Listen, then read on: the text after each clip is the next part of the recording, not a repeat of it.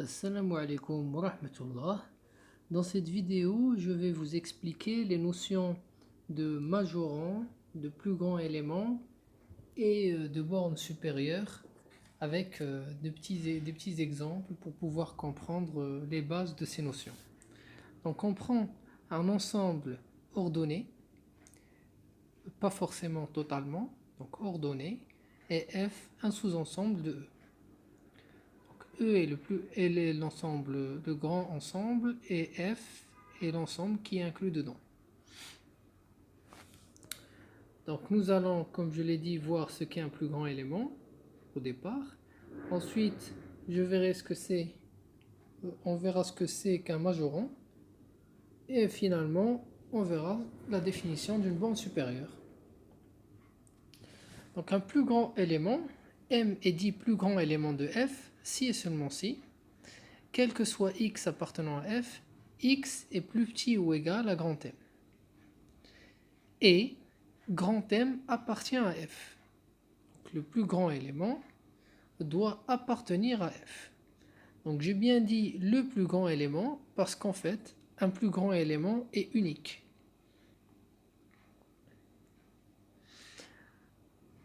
Par exemple, dans cet exemple, si on prend E égale à R et grand F égale au segment 0,1. 1 est le plus grand élément de cet intervalle-là. 0,1. Il faut faire attention parce que dans un ensemble, en général, il n'y a pas forcément un plus grand élément. Donc un ensemble peut ne pas posséder un plus grand élément. Et voici un exemple. C'est qu'on prend E égale à R et on modifie légèrement grand F en excluant 1 de l'intervalle. On a alors l'intervalle 0,1 qui ne possède aucun plus grand élément.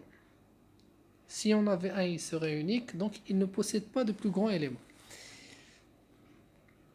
Voilà, comme je l'ai écrit là, 1 n'est pas le plus grand élément, car 1 n'appartient pas à 0,1. Dans l'exemple d'avant, 1 était inclus dans l'ensemble.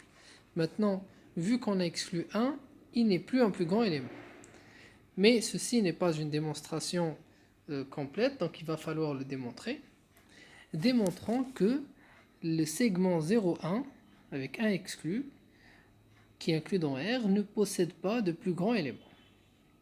Donc, comment faire? On va supposer par l'absurde, supposons par l'absurde que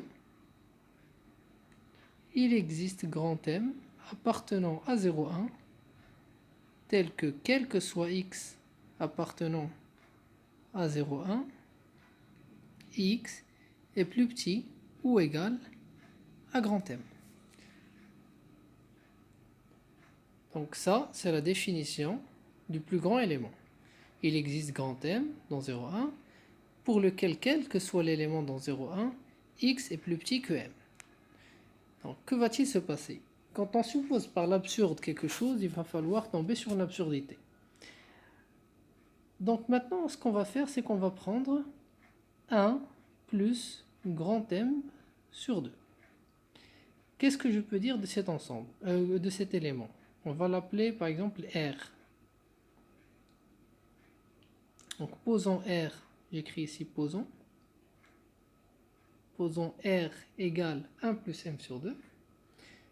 Ce que je remarque, c'est que R, d'un côté, il va être plus grand que M.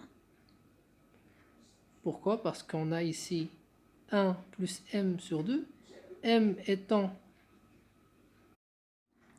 plus petit que M étant plus petit que 1, on aura alors cette valeur-là est plus grande que si je remplace par grand M ici.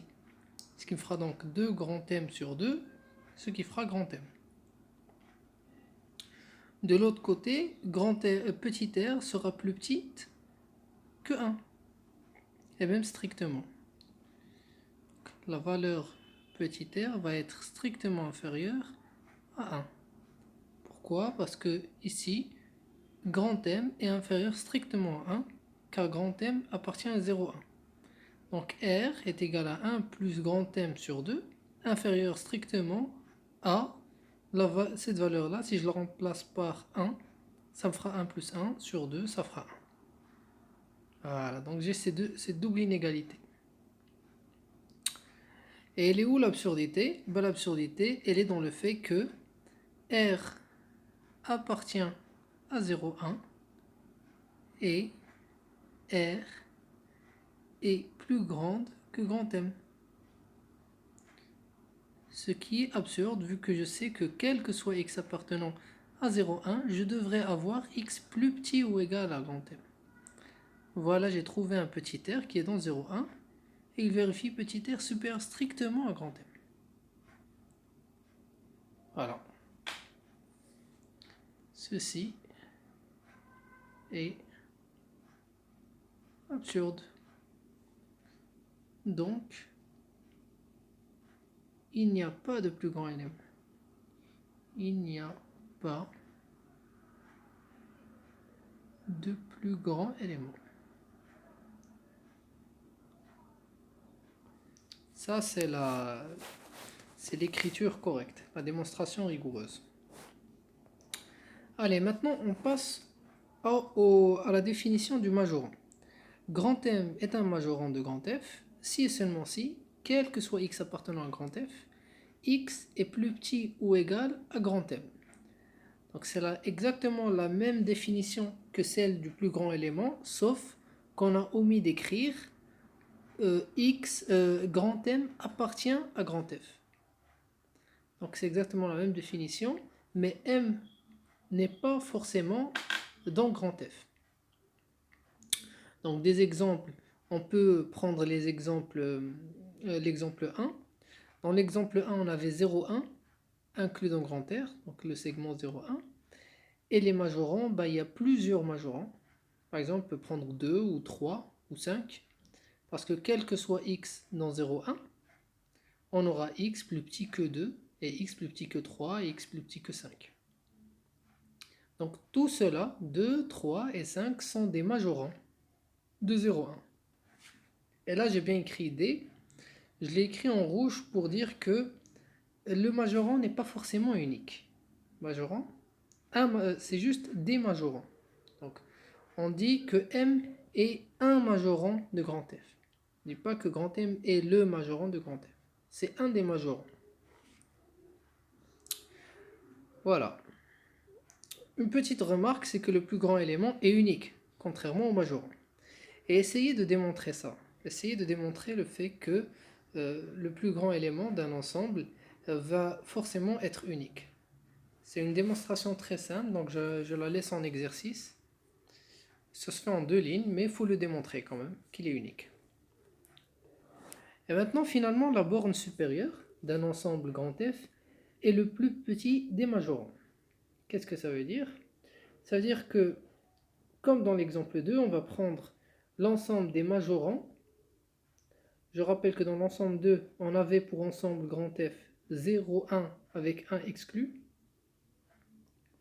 Et on avait dit qu'il n'y avait pas de plus grand élément. Maintenant, pour trouver la borne supérieure, on fait comment? On raisonne en 2 étapes. On fait 2 calculs en fait. On cherche d'abord l'ensemble des majorants. Donc l'ensemble des majorants, ça va être tous les éléments qui majorent 0,1. Et vous voyez bien que c'est les éléments qui vont être là. Parce que pour chaque élément ici, va être plus grand que tous les éléments de 0,1. Donc tous les éléments qui sont ici sont des majorants. Donc l'ensemble des majorants, ça va être 1 plus l'infini. Ensuite, deuxième étape, c'est de prendre le plus petit élément de 1 plus l'infini. Dans ce cas-là, c'est 1.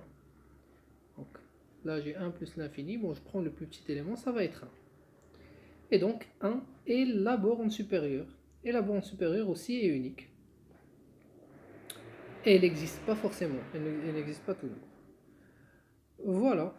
Donc ce sera tout pour ces définitions-là. Donc là, j'ai fait des exemples simples. Mais en réalité, on peut travailler sur des exemples qui sont dans des ensembles, non totalement ordonnés. Par exemple, On peut prendre la relation d'ordre de division.